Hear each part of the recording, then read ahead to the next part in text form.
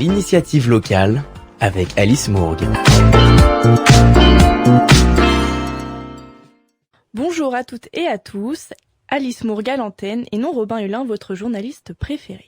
Aujourd'hui, dans ce nouvel épisode de l'initiative locale, nous avons l'honneur d'interviewer le président de l'association Eclipse, Voir Autrement, Benoît Trudel.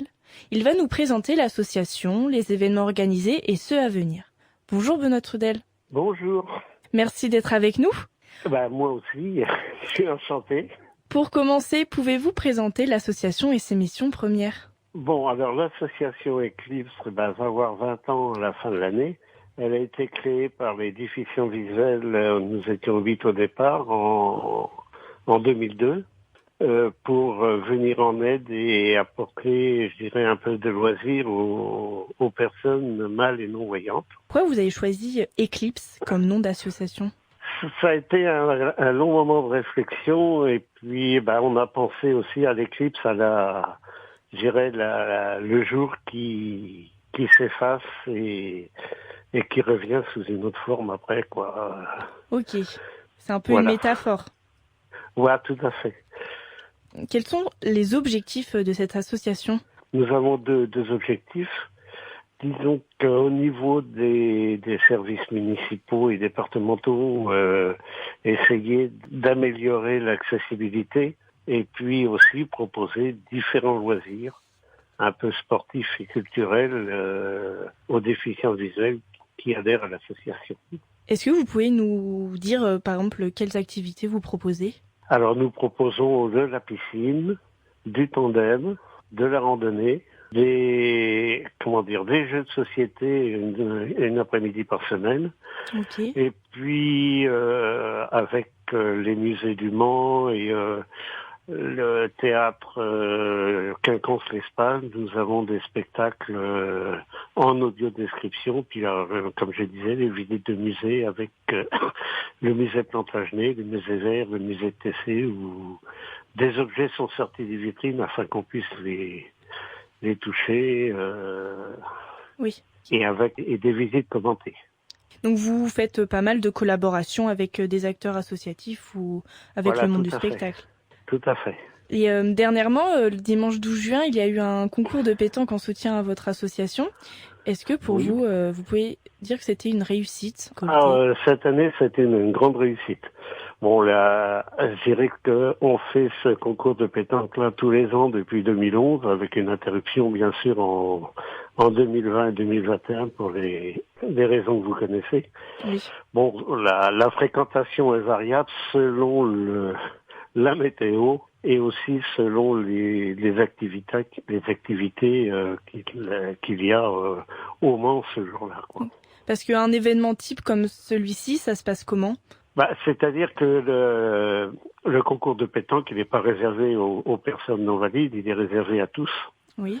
Nous avons des personnes déficientes visuelles qui sont venues jouer. Il y avait des dames, il y avait des enfants, il y avait des messieurs. On avait 42 équipes qui se sont affrontées au cours de l'après-midi. Ah oui, donc c'était un gros événement quand même.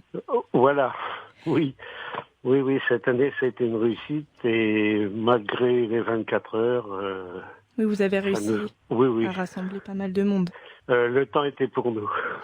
Est-ce que vous allez au plus près des jeunes pour faire de la sensibilisation, pour leur expliquer un petit peu Alors, nous intervenons assez souvent dans les établissements scolaires, que ce soit au Mans ou dans le département, soit par des petites interventions d'1 heure, 1 heure et demie, ou alors en journée ou demi-journée en faisant des ateliers avec le braille, avec l'informatique, avec la vie quotidienne, avec le déplacement. Donc on met les jeunes et puis même les personnes adultes en situation sous bandeau pour leur montrer certaines... Oui, pour essayer choses. De comprendre un petit peu la vie de ces personnes. Nous intervenons aussi de temps en temps dans des entreprises. Ok. Et dans les entreprises, ça se passe un petit peu de la même façon ? Oui, souvent nous avons un repas dans le noir pour les volontaires, c'est-à-dire avec un bandeau et puis après nous avons souvent un temps d'échange questions-réponses pour essayer de montrer nos problèmes et la façon dont on les résout. Parce que par exemple, quel problème vous pouvez être confronté ? dans la vie de tous les jours? Les problèmes de déplacement, Oui. c'est ce qui est souvent les problèmes de communication, la communication, que ce soit par Internet, le téléphone et toutes ces choses-là, c'est quand même assez... pas toujours difficile, il y a des solutions, mais c'est vrai que... Il y a encore des progrès à faire, quoi. Oui, en termes il y a toujours d'adaptation des progrès à faire. pour... Oui, puis de faire comprendre aux personnes valides que C'est pas simple tous les jours, quoi. Malgré notre handicap, on peut encore faire beaucoup de choses. Pour terminer, en parlant d'événements, est-ce que vous en avez planifié pour les semaines à venir ou les mois? Alors pour les semaines à venir, pas vraiment. Là, pas pour l'été, non, parce que ça va être la période estivale, la période des vacances. Si ce n'est qu'une soirée bouffe frites où nous serons probablement, comme généralement tous les ans, une vingtaine de personnes. Ce prochain gros événement, c'est un événement qui se déroule tous les ans avec le musée de la forêt à Jupille et Carnuta, où on fait une après-midi découvrir la forêt autrement, où on emmène des groupes de personnes, toujours pareil, avec un bandeau qui se déplace dans les bois avec des bénévoles, bien sûr, en toute sécurité, et qui permet de reconnaître les arbres, les natures du sol, les odeurs, toutes ces choses-là. Je peux avancer une date, ça doit être... si mes souvenirs sont exacts, aux alentours du 15 octobre. Du 15 octobre. Et comme après, les auditeurs et les auditrices qui voudraient avoir plus d'informations, ils peuvent aller sur votre site internet? Sur notre site, oui, tout à fait. Il est eclipse72.org. Et sinon aussi, ils peuvent aller sur votre Facebook et votre Twitter? Tout à fait, mais alors là, je ne peux pas vous donner. Oui. Je ne les ai pas. Mais de toute façon, ils retrouveront tous ces renseignements-là sur le site. Et pour celles et ceux qui voudraient vous rencontrer en direct sur place, où est-ce qu'ils peuvent se rendre? Nous avons une permanence le vendredi après-midi à la Maison des Associations, place Stalingrad, à côté du Palais des Congrès.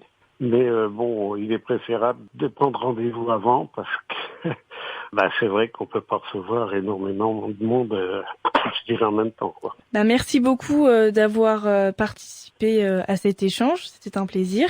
Pour nous aussi. Nous sommes très heureux d'avoir participé à votre émission. Très bonne journée sur les ondes de Radio.